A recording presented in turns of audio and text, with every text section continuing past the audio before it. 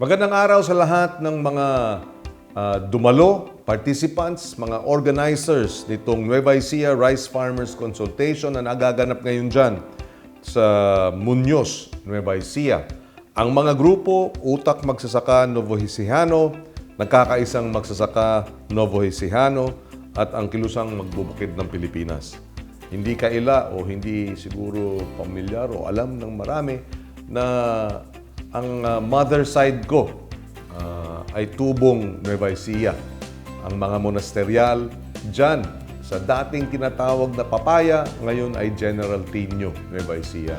Kaya sa ating mga kababayan sa Nueva Ecija, magandang pagkakataon na mapasalamatan kayo dahil nanalo tayo nung nakaraang halalan sa Nueva Ecija sa suporta ninyo. At ngayon, bilang chairman ng Senate Committee on Agriculture, Food at Agrarian Reform, naway, ang pagpulong ninyo ay magsilbing paraan para mas magkaroon pa ng dagdag na suporta, dagdag na tulong at dagdag na lakas ang hanay ng sakahan.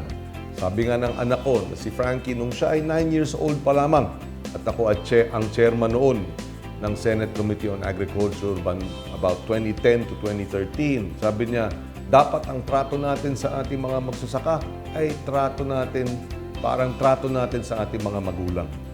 Dahil kayo, magsasaka, ang nagpapakain sa atin. Kayo ang nagpapakain sa bansa. Kaya narito tayo bilang pagbibigay pugay at pagkilala sa inyong mga naging sakripisyo. Pagtulungan natin ang sektor ng agrikultura para gumanda ang supply ng pagkain sa ating bansa, mapababa ang presyo ng pagkain sa merkado at lahat tayo makikinabang, mawawala na ang gutom. Mabuhay ang magsasaka, mabuhay ang sambayanang Pilipinas. Maraming salamat.